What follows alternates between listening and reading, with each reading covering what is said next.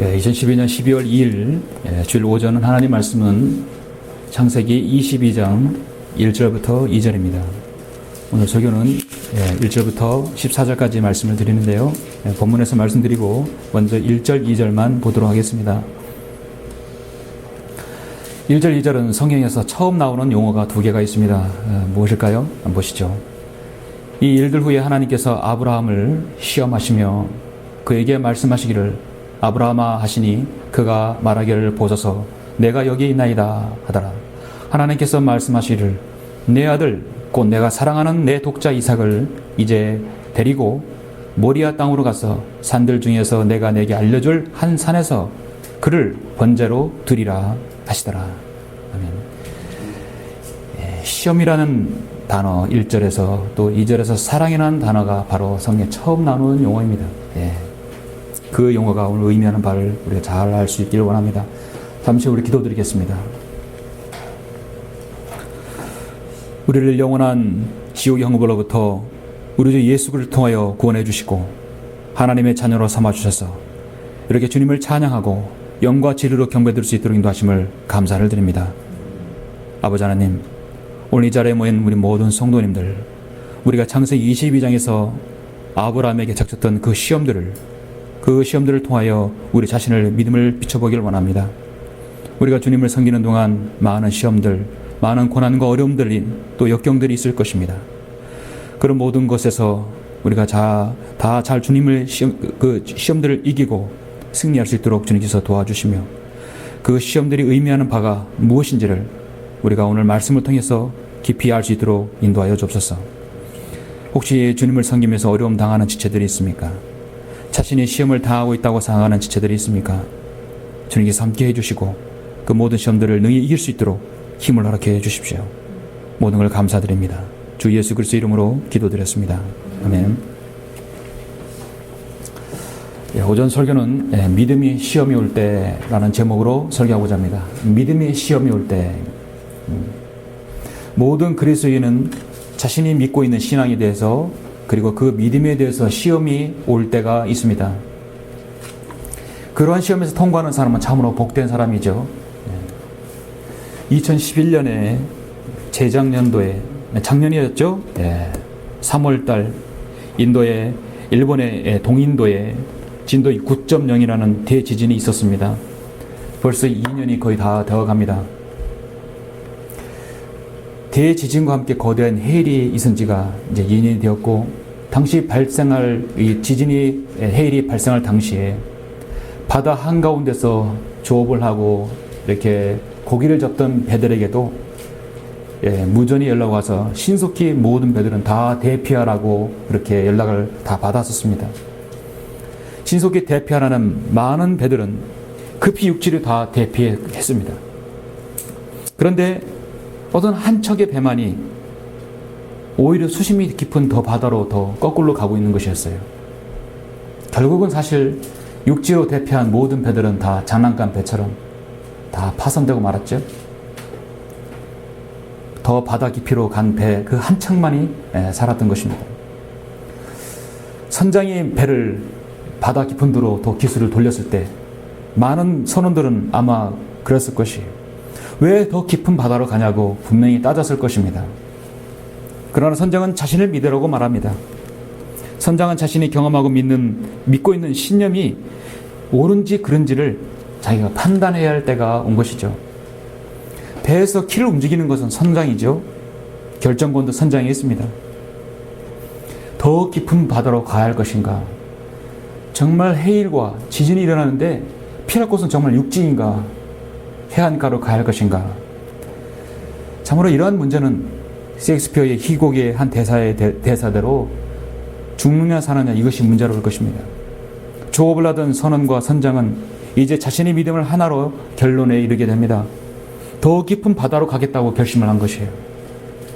그들의 믿음은 뭐냐면 수심이 깊은 바다에서는 해일이 육지보다 높지 않을 것이라고 안전하다고 판단했기 때문입니다. 그들의 믿음은 정확했습니다. 해일은 항구를 덮쳤습니다. 마을은 흔적이 없어졌어요. 항구로 피했던 배들은 그 해일이 이력에 모두 다 파산하고 나뒹굴었습니다. 반면에 더 깊은 바다로 나갈 때 그 나간 배는 모든 것을 그 파괴된 상황을 눈으로 확인할 수 있었습니다. 선장은 수심이 깊은 바다에서는 해일이 높지 않는다는 옛 어른들의 이야기를 믿었기 때문입니다. 믿음이 있는 사람에게는 무엇인가 다르죠. 우리는 믿음 있는 사람들을 보면 늘 역발상의 믿음이 있다는 것을 알 수 있습니다. 여러분은 지금 망망대해 바다 한가운데 있다고 여러분이 한번 생각해 보십시오. 9.0의 지진이 해일이 해안가를 덮치고 있을 때, 긴급히 대피하라는 무전을 받았을 때 나는 어디로 피해야 될 것입니까? 바다 한가운데서 피하라는데 어디로 피하라는 거예요? 우리 그리스도인 입장에서는 그 망망대해에서 정말 주여 주님밖에 우린 부를 수밖에 없는 입장일 것입니다. 해일이 온다는 소식을 들었을 때 나는 거센 파도를 맞받아쳐서 오히려 더 깊이 바다로 들어갈 수 있는 믿음이 있는 것인가? 나에게 고난과 어려움들 갖가지 믿음의 시험이 올 때 나는 피하기보다는 오히려 맞서서 내가 그것을 대응하는 믿음이 있는 것인가? 여러분 어떻게 생각하십니까? 오늘 오전 설교는 구약에서 믿음의 조상이라고 하는, 또한 신약에서 히브리서 11장에서 믿음의 선진들이 나오는데, 그 믿음에 관한 한 절대 빼놓을 수 없는 그 아브라함의 믿음을, 그 시험을 우리 한번 숙고해 보고자 하는 것입니다. 이 설교는 아브라함의 믿음의 시험이지만 주 하나님을 구주로 또 전능하신 분으로 섬기는 여러분에게도 좋은 도전과 은혜가 되리라 믿습니다.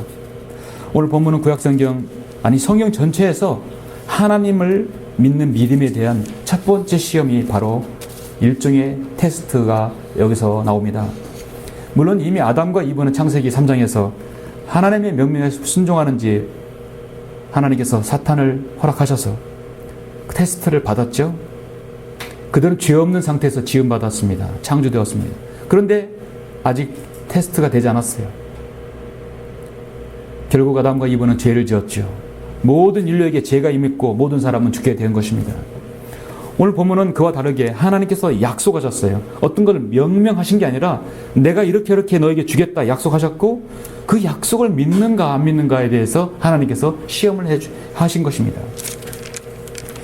여러분 아시다시피 출애굽기 15장에 보면은 14장 13장에 보면은 하나님께서 모세를 선택해서 이스라엘 지도자로 세우셔서 200만 명을 이트에서 이끌어내었습니다.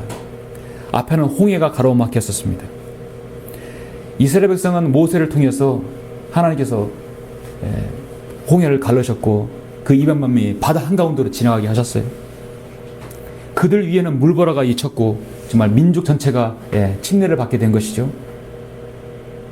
그들은 바다 한가운데로 지날 때 우리 지도자 모세 참으로 훌륭하다 그랬을 것이에요. 또 하나님의 전능하신 그 손길을 그들은 맛보았을 것입니다.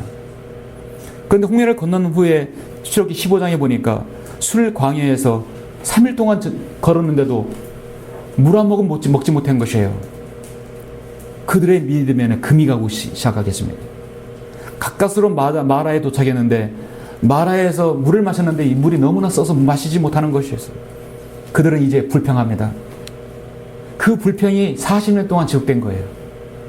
하나님께서 그 불평 때문에, 불만 때문에 40일을 가야 할 거리를 40년 동안 연장시킨 거 버린 겁니다.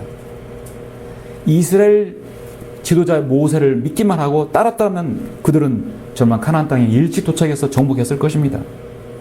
그 사실 믿음의 문제입니다. 성도는 매 순간마다 하나님 앞에서 믿음으로 살아가야 하죠. 믿음으로 산다는 것은요, 참으로 어려운 일입니다. 보이지 않기 때문이에요. 믿음은 바라는 것들이 실상에 보이지 않는 증거라겠어요. 하지만 하나님께서는 원하시는 것은 성도들의 매 순간의 믿음입니다. 정말 우리 하나님께서는 성도들의 믿음으로 살 수 있도록 하기 위해서 아주 철저하게 여러 번 각인을 인생에 있어서 혹독하게 훈련을 시키십니다. 하나님의 훈련은 우리 실생활에서 구체적이고 정말 실제적으로 여러분에게 시킬 수도 있습니다. 아브라함에 대한 믿음의 시험이 올 때 여러분에게도 올 수 있다는 사실을 여러분 아십니까? 그럼 그런 실험을 우리가 어떻게 받아들여야 되는 것인가? 예레미야는 17장 10절에서 이렇게 말씀하고 있어요. 나 주는 마음을 살피고 나는 속을 시험하며 그 사람의 행위와 행실의 결과대로 각 사람에게 주노라. 하나님께서는 그 사람 마음과 속을 시험한다 하신다겠습니다. 예레미야 20장 12절에서는 의인을 시험하사 그 속과 마음을 보신다고 분명히 말씀하고 있어요.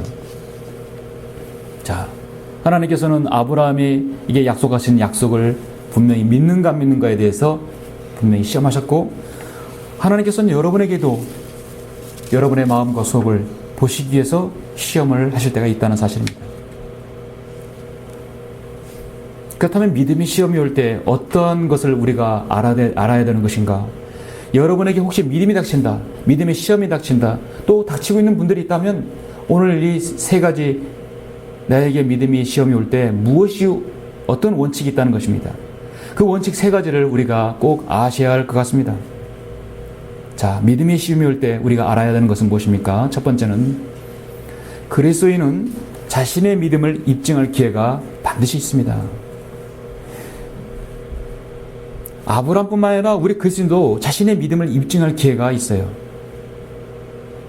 자신의 믿음의 시험은 곧 여러분 위기가 아니라, 위기를 거꾸로 말하면 뭐죠? 기회입니다. 위기는 기회다라는 것이에요.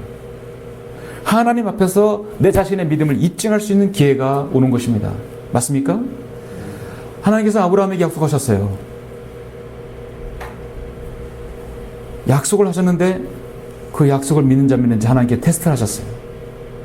아브라함에게는 절호의 기회예요. 내가 하나님의 약속을 믿고 있는 것에 대해서 입증할 수 있는 절호의 기회죠. 하나님께서는 네가 나의 약속을 믿고 있는가에 대해서 확인하는 절호의 기회인 것입니다. 자, 오늘 본문의 1절 2절 보시면 이 일들 후에 어떤 일들이 후에 있었는 것인가? 하나님께서 아브라함을 시험하시며 그에게 말씀하시기를 아브라함아 하시니 그가 말하기를 보소서 내가 여기 있나이다. 아브라함은 준비되어 있어요. 자, 무엇이라도 말씀하십시오. 내가 여기 있습니다. 대기할 자세가 되겠죠. 하나님께서 말씀하시기를 내 아들 곧 내가 사랑하는 내 독자 이삭을 이제 데리고 모리아 땅으로 가서 산들 중에서 내가 내게 알려줄 한 산에서 그를 번제로 드리라 하시더라. 청청백년과 같은 주님의 명령입니다. 그러면 좋겠다가 아니라 그렇게 하라 했어요. 예, 번제로 드리라 했어요. 이유에 대해서 말씀하지 않았어요. 아브라함은 토 하나 달지 않았습니다. 이 일들은 어떤 일들의 후입니까? 아브라함은 이 말씀을 듣고 아마도 그날 저녁에 거의 잠을 못 잤을 것이에요. 수많은 생각이 그의 생각을 복잡하게 했었을 것입니다. 말씀드리겠지만 그의 아내와도 상의하지 않았어요. 아브라함은 아마도 제 생각에는 창세기 12장부터 쫙 주마가나처럼 스쳤을 것입니다. 창세기 12장에 하나님께서 아브라함을 불러세워서 주께서 아브라함에게 말씀하셨는데 그때는 아브라함이었어요. 너는 내 고향과 내 친족과 내 아비의 집을 떠나 내가 내게 보여줄 땅으로 가라. 내가 너로 큰 민족을 이루게 할 것이며 내게 복을 주고 내 이름을 위대하게 하리니 너는 복이 되리라. 너를 축복하는 자들에게 내가 복을 주고 너를 저주하는 자들을 저주하리라. 내 안에서 땅의 모든 족속들이 복을 받을 것이라. 그러므로 아브라함이 주께서 자기에게 말씀하셨던 대로 떠났으며 또 롯이 그와 함께 갔으니 아브라함이 하란을 떠날 때 75세였습니다. 이때가 75세였습니다. 그리고 이는 지금 이제 25년이 지난 이후죠. 그리고 15장에서 주님께서 또 말씀하셨어요.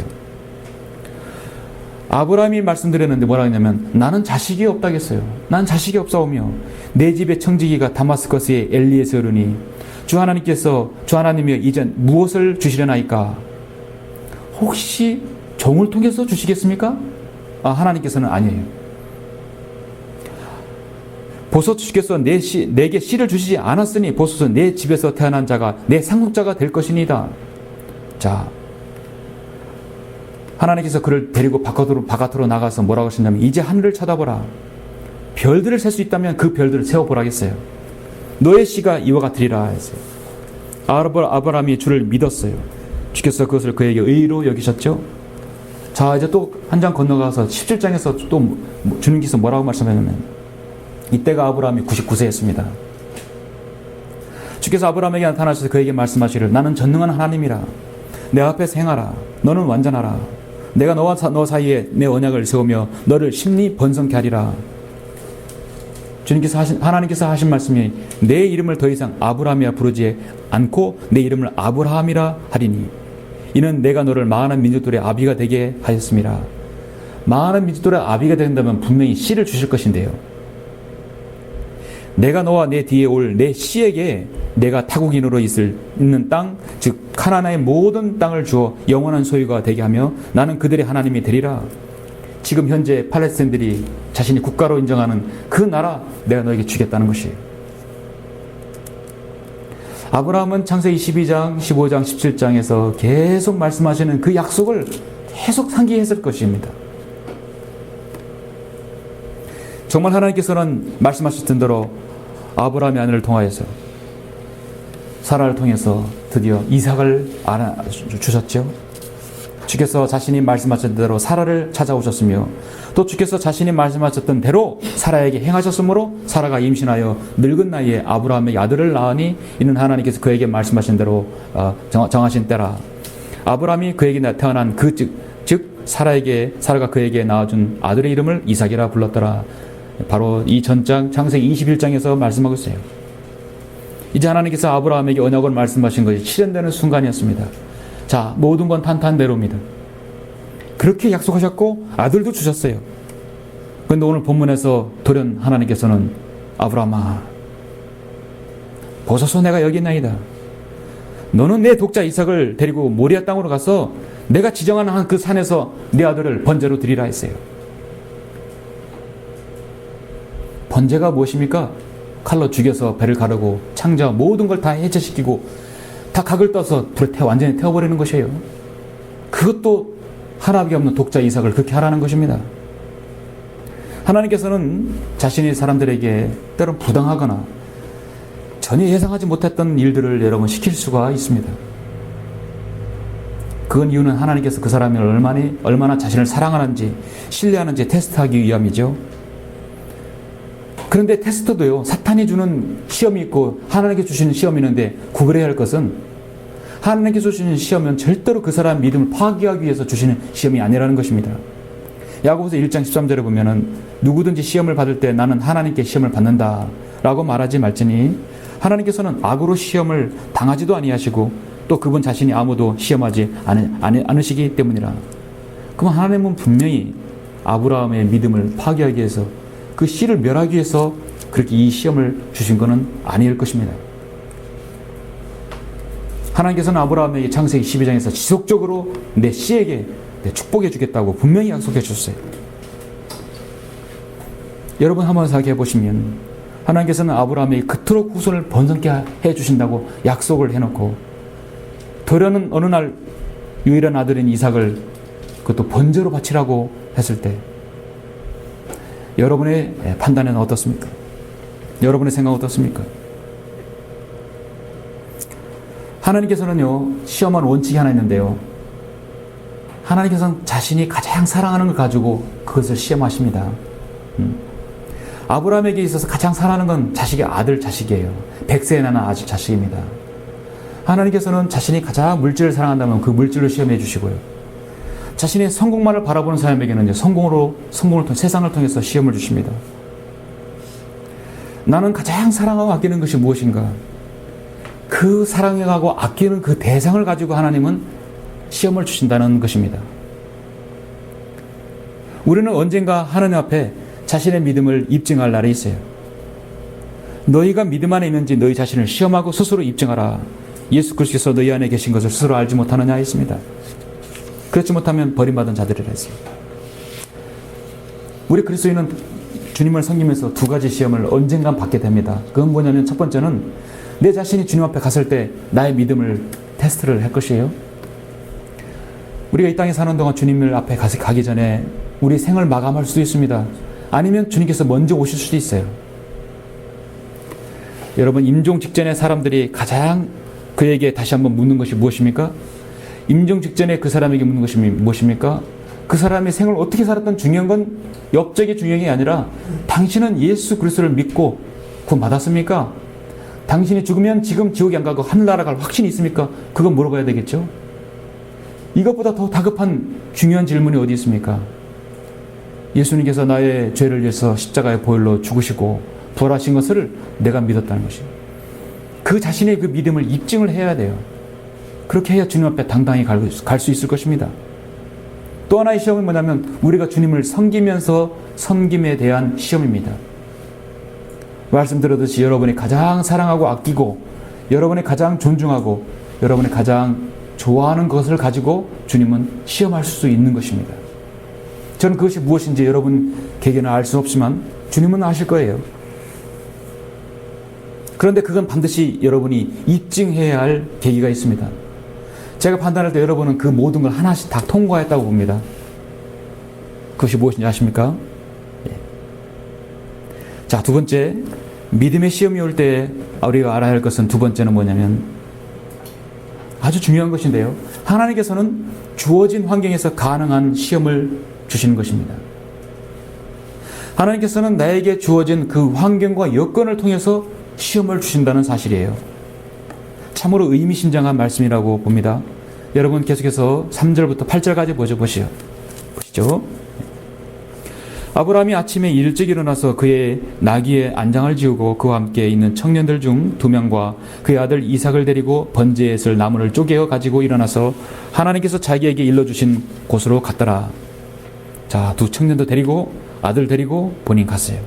3일째 되던 날 아브라함이 눈을 들어 멀리 있는 그것을 보고 아브라함이 그의 청년들에게 말하기를 너희는 나귀와 함께 여기에 머물러라.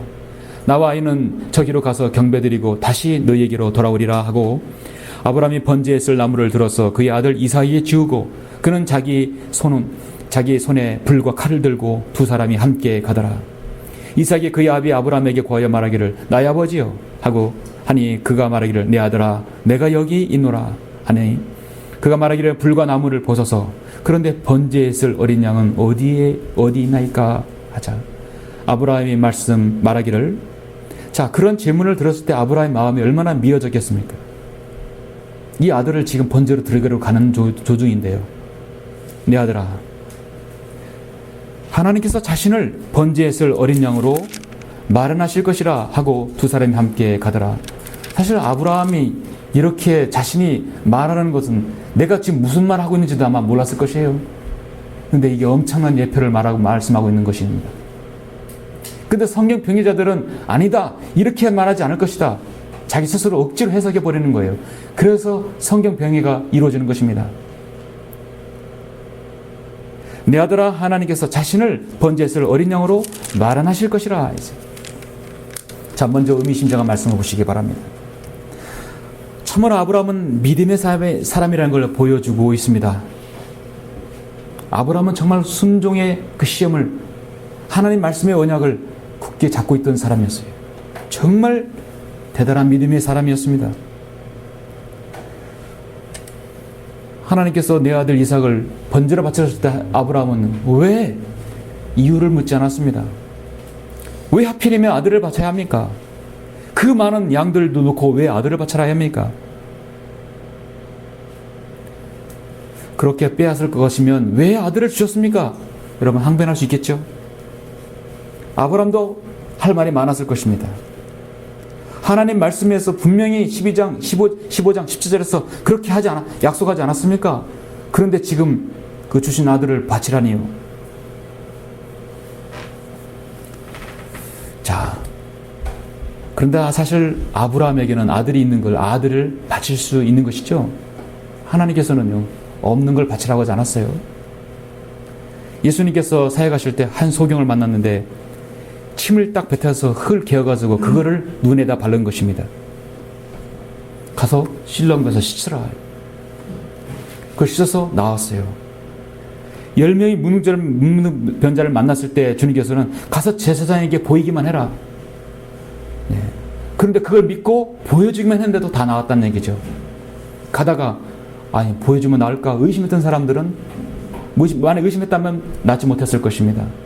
주님께서 말씀하실 때 그렇게 하라 했을 때 믿고 실행한 것뿐이었습니다.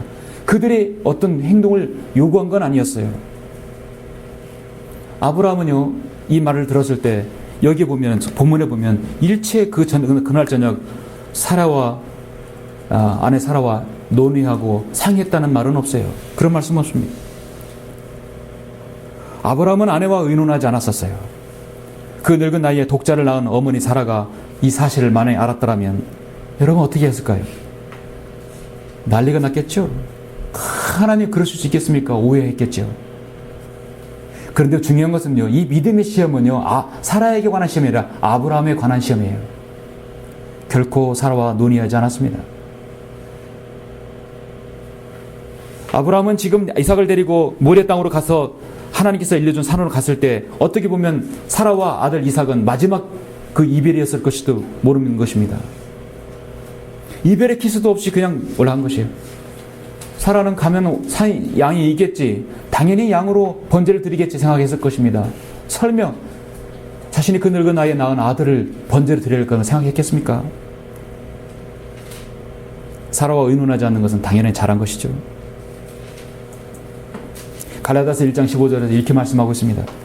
그러나 나의 어머니 태로부터 나를 선별하시고 그의 은혜로 나를 부르신 하나님께서 나로 하여금 이방 가운데서 그를 전파하도록 내 안에 그의 아들을 계시하시기를 기뻐하셨을 때에 내가 즉시 혈과 육에 의논하지 아니하였다 했어요. 혈과 육에 의논하지 않았습니다. 여러분, 진정한 순종에는 그 명령이 하나님으로부터 나온 것이라면 의논보다는 기도하고 순종하는 것이 먼저 우선이죠.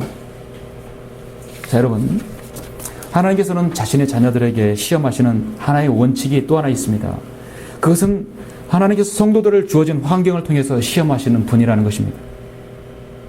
하나님께서 이스라엘 백성들을 유체적이고 감각적인 걸 통해서 많은 것을 시험하셨어요. 먹는 거, 마시는 거, 그런 것들 통해서 시험하실 때 그들은 그냥 다 넘어졌죠. 어떠한 환경이 와도 하나님을 원망하지 않고 그 환경 가운데 순종하는 자세가 우리 그리스도인에게 필요할 줄 압니다. 하나님께서 이스라엘 백성이 원망과 불평하는 소리를 40년 동안 들어왔었어요.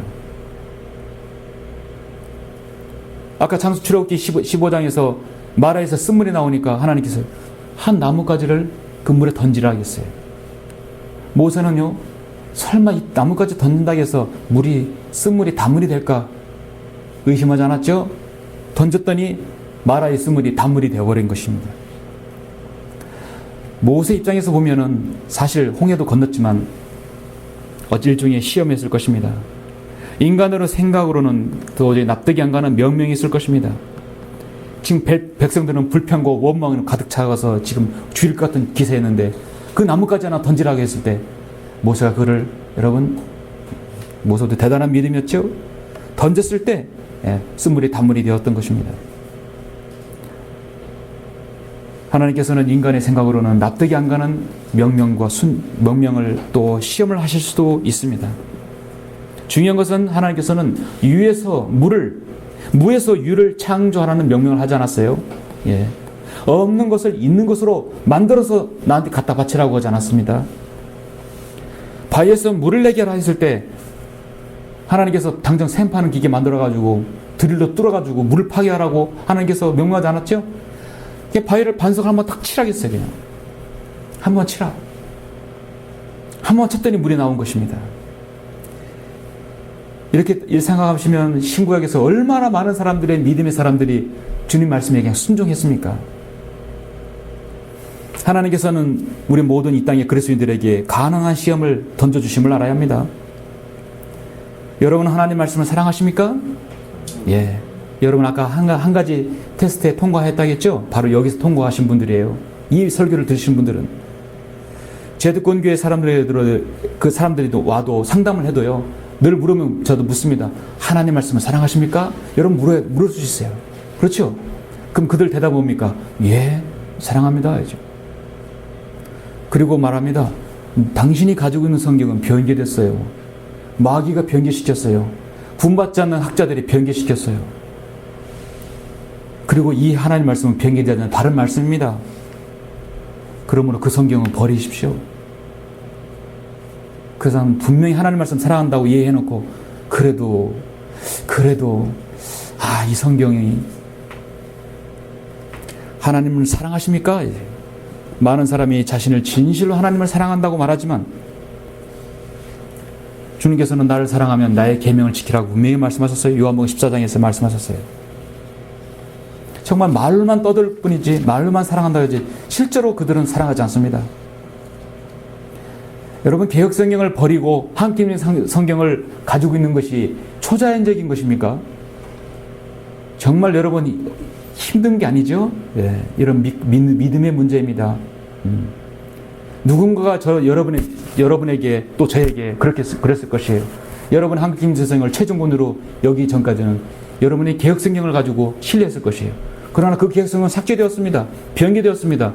그 성경은 이제 가짜입니다. 바른 하나님의 말씀을 보십시오. 그렇게 했을 때 여러분이 할 수 있는 것이 무엇입니까? 바꾸는 거예요. 수통에 던져보놓고 이걸 보는 것이에요. 여러분의 주어진 환경에서 가능한 것이죠. 여러분 그것을 통과하신 분들이에요. 예수님께서는 자신의 말씀은 하늘과 땅은 없어져도 결코 없어지지 않는다는 약속을 하셨고, 성경 변개자들, 바른 성경이 있음에도 그걸 거부하는 사람들은요, 예수님을 거짓말장애로 만들어버리는 것입니다. 자신의 목표를 위해서 주변 사람들로부터 따돌림 당하기 싫어서, 자신의 영리를 위해서, 배를 채우기 위해서 변개된 성경을 고집하는 사람들이 얼마나 많습니까? 그러면서도 하나님 말씀만 사랑한다, 하나님을 사랑한다 하고 있어요. 너는 정말 진정 나에게 바른 경배를 드리기를 원하느냐? 물었을 때, 예, 모든 그리스도인이 그럴 것입니다. 그렇습니다. 그러면 신령과 진정이 아니야. 그건 지성이면 감천식 예배입니다. 그거는 인간적인 본의의 예배입니다. 성경은 영과 진리로 경배드리라고 했습니다. 순종하십니까? 금방 바르게 경배드리기를 원한다고 말하면서도 영과 진리로 드리기를 거부하고 신령과 진죄로 또 고소하는 거예요. 내 생각에는 우리 전도사님이, 우리 목사님이 교단에서 이 얘기가 나오는 것이에요. 너는 내가 창세기 12장에서 15장, 17장에서 연거푸 말씀하는 그 언약을 너 믿느냐? 예, 믿습니다. 그러면 내가 명명한 내 아들을 이삭을 바쳐라는 것이에요. 자, 믿긴 믿는데 바치지 못하겠다는 것입니다. 하나님께서는요, 낳은 아들을 바치라고 했어요. 없는 아들을 지금 당장 낳아가지고 바치라고 하지 않았습니다. 아브라함이 할 수 없는 것을 하나님께서 시키지 않았었어요. 아들이 있고, 아들을 죽일 수 있고, 칼도 있고, 불도 다 주어졌어요. 지금 여러분 본문에 보니까 아들은 나무를 지고 본인은 불과 칼을 들고 있어요. 예, 아들도 있고, 재물도 있고, 칼도 있고, 불도 있고, 아브라함이 할 수 있는 게 다 있어요. 하나님 명령에 순종할 수 있는 모든 조건이 갖춰졌습니다. 여러분에게 주어진 형 환경과 여건을 한번 생각해 보시면 하나님께서는 그 환경 내에서 하실 수 있는 것을 시킵니다. 다만 중요한 건 내가 믿고 있느냐. 히브리서 2장 18절에서 그가 이 일에 친히 시험을 받아 고난을 당하셨으므로 시험 받는 자들을 능히 도와줄 수 있느니라 했습니다. 문제는 하나님께서 여러분이 그것을 순종할 수 있도록 도와주신다는 것입니다. 믿음이 시험이 올 때 우리가 알아야 할 것은 세 번째 무엇입니까? 우리는 그 시험을 통과할 때, 그 믿음의 시험을 통과할 때 하나님 뜻을 더 밝히 이해할 수 있다는 사실입니다. 시험을 통과하면 하나님 뜻을 이해할 수 있습니다. 자, 계속해서 여러분 9절부터 14절 보시죠. 그들이 하나님께서 그에게 말씀하신 그곳에 와서 아브라함은 그곳에서 제단을 쌓고 나무를 가자련히 놓고 그의 아들 이삭을 묶어서 제단 내 나무 위에 올려놓고 아브라함이 그의 손을 내밀어 칼을 잡고 그의 아들을 죽이려 하는데, 예. 주의 천사가 하늘에서 그를 불러 말하기를 아브라함아 아브라함아 하니 그가 말하기를 내가 여기 있나이다 하더라. 그가 말하기를 내 손을 나에게 대지 말고 아무 일도 그에게 하지 말라. 내가 내 아들 내 독자라도 내게 아끼지 아니하였으니 나는 이제 내가 하나님을 두려워하는 줄을 아노라 하더라. 아브라함의 눈을 들어 살펴보았더니 보라, 뿔이 수풀에 걸린 순양 한 마리가 그 뒤에 있는지라. 아브라함이 가서 순양을 잡아와서 그의 아들 대신에 번제로 드렸더라. 아브라함이 그곳의 이름을 여호와이레라 불렀더니 오늘까지도 말하여지기를 주의 산에서 그것이 보여지리라 하더라. 그렇죠? 아브라함이든 그리스도이든 하나님의 시험은요, 그냥 심심해서 하는 것이 아닙니다. 시험은 우연도 없습니다.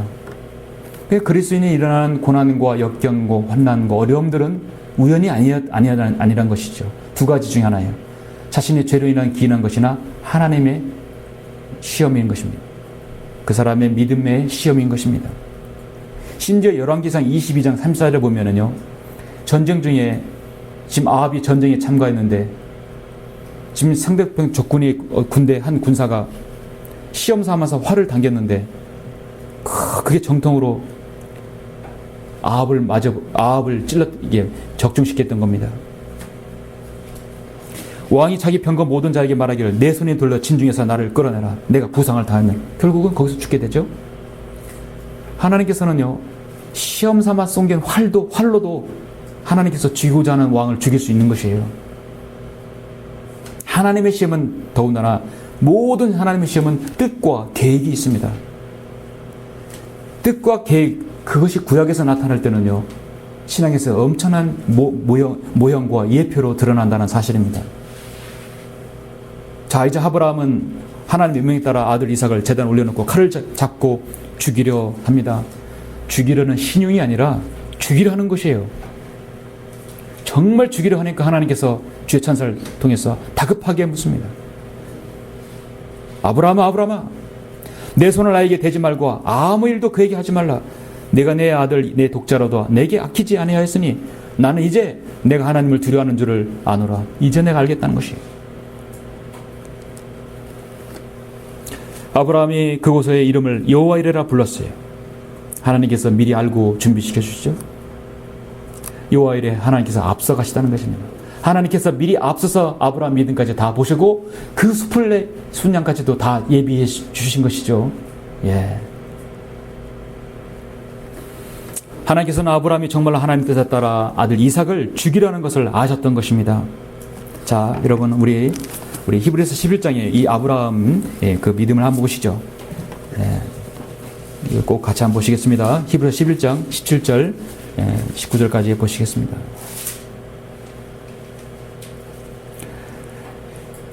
히브리서 11장 17절, 믿음으로 아브라함은 시험을 받을 때 이삭을 제물로 드렸으니 그 약속들을 받은 자가 그의 독생자를 드린 것이라. 약속을 받은 사람이 독생자를 드렸어요. 그에 관하여 말씀하시기를 내 씨라 불릴 자는 이삭에게서 난 자라 하셨으니 그는 하나님께서 죽은 자들로부터 그를 살리실 수 있으리라고 생각하였습니다. 이로써 그는 모형으로 그를 죽은 자 가운데서 다시 받은 것이니라. 참으로 위대한 구절이죠. 구약성경에서 오늘 창세기 22장은 참으로 너무나 위대한 구절 중에 한 구절입니다. 아브라함이 그의 아들 독생자 이삭을 제물로 드린 것은 설령 아들 이삭이 죽여서 번제로 드려진다 해도 하나님께서 약속과 언약에 따라 그를 다시 살릴 수 있으라는 믿음이 있었기 때문입니다. 이는 명백히 이삭은 예수 그리스도의 모형임이 입증되는 사건이죠. 창조주이시고 하나님의 어린 양이시며 하나님의 독생자이신 아들 예수 그리스도께서는요, 친히 우리의 모든 죄를 용서해 주시기 위해서 갈보리 십자가에서 보혈을 흘려 죽으시고 3일 만에 부활하셨죠. 예. 여러분, 아브라함 믿음과 여러분의 믿음 어떻습니까? 아브라함의 믿음은요, 자신의 아들 죽여서 번제로 태워도 다시 부활할 것으로, 살아날 것으로 믿었어요. 여러분의 믿음 어떻습니까? 2000년 전에 이 땅에 오신 예수님께서 우리를 위해 죽으셨고, 죽으셨고 장사된 지 3일 만에 다시 부활하셨어요. 그걸 여러분이 믿었습니다. 여러분 믿으셨죠? 대단한 믿음이에요. 그 믿은 사람에게만 주님은 구원을 주시는 것이에요. 의사라 해서, 판사라 해서, 변호사라 해서, 대통령, 정치인들 믿지 않아요. 이 믿은 사람에게만 주님께서 구원을 주시는 것입니다. 아브라함이 가고 있는 그 믿음, 바로 여러분의 그 믿음이 소유자만이 영원한 생명을 받은 것입니다. 하나님께서는 참으로 그 이름을 그대로 여호와 이레라고 하셨어요.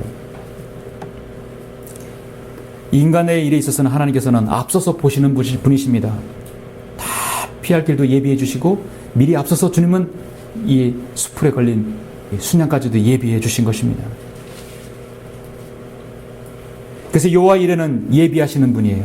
구속하시는 분이십니다. 아브라함이 바로 이 시험을 이겼을 때 하나님께서는 양을 미리 준비해 주셨고 또 하나님께서 그 믿음을 인정해 주셨어요. 주가 말하노라 내가 스스로 맹세하노라. 이는 내가 이같이 행하여 내 아들 내 독자를 아끼지 아니하였으니 복으로 내가 내게 복을 주겠다는 것이에요. 그리고 민족에게도 복을 주겠다고 했습니다. 내가 너의 씨를 하늘의 별들처럼 또 바닷가의 모래처럼 번성케 하리니 내 씨가 그의 원수들의 문을 차지하리라 했어요. 오늘 본문에서 계속 말씀하고 있죠. 예.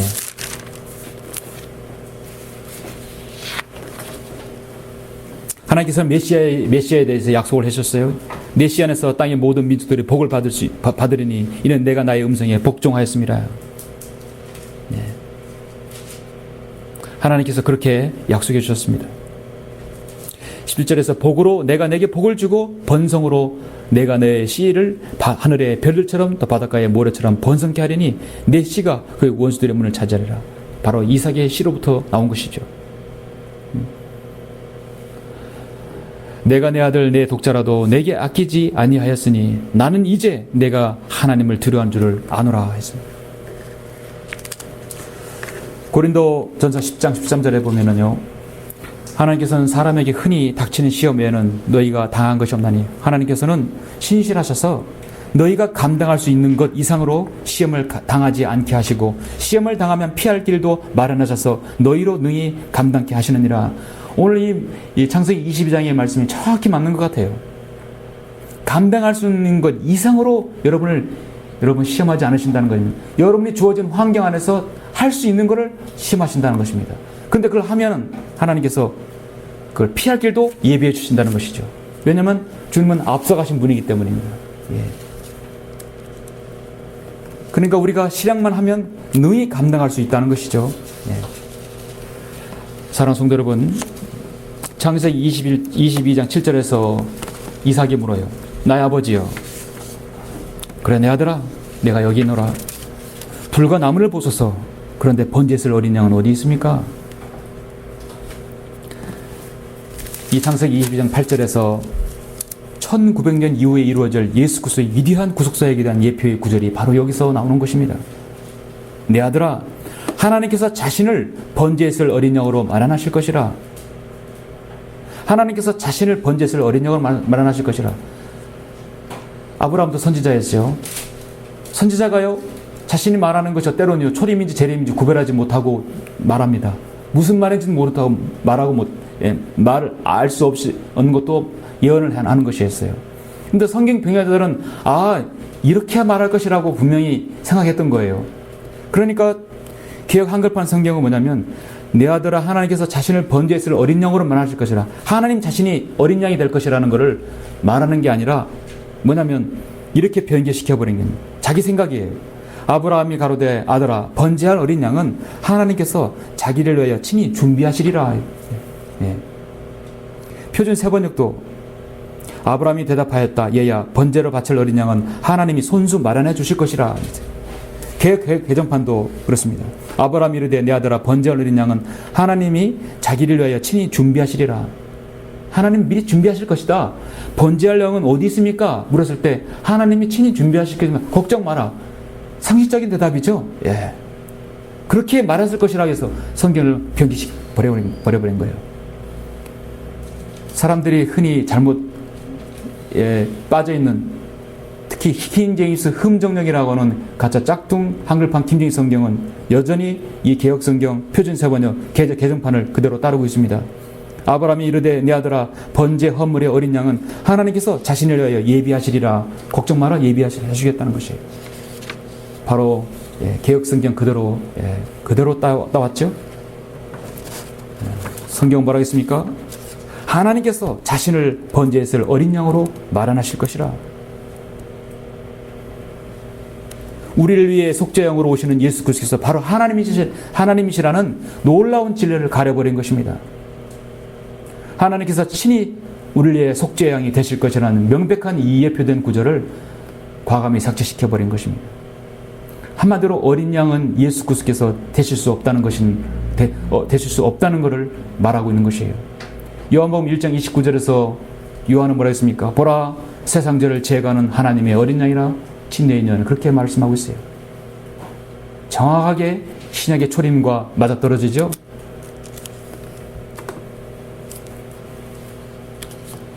우리는 오늘 이 창세기 22장에서 우리 그리스도인이 믿음의 시험을 당할 때와 우리 그리스도인이 예수 그리스도께서 초림 때 위대한 그 구속 사역을 이루시는 그 위대한 예표를 보게 되는 것입니다. 결론적으로 하나님께서 행하시는 일은 인간의 상상과 생각을 초월하십니다. 언제나 인간의 생각과 상상들을 아시고 치밀하게 준비하시고 어떻게 하실 거라는것도 다 아십니다. 페르시아 전체가 민족 전체, 페르시아에서 민족 전체 이스라엘 백성들이 멸절위기에 있을 때 하나님께서 에스더와 모르드케를 보냈습니다. 예비해 주셨어요. 그래서 이스라엘 민족을 살렸습니다. 하나님께서 매 시대마다 이스라엘 민족에 재판관을 두었고 왕들을 두었어요. 또 선지자를 두어서 이스라엘 백성이 곁길로 가지 않게 지속적으로 인도해 주셨어요. 결국 배교해서도 하나님께서는 지금 그들을 남겨두었죠. 이 시대 예수 그리스도를 통해서 구원받은 우리에게도 여전히 하나님께서는 우리에게 당할 시험 그 모든 것들을 주님은 준비하시고 피할 길도 마련해 주시고 있습니다.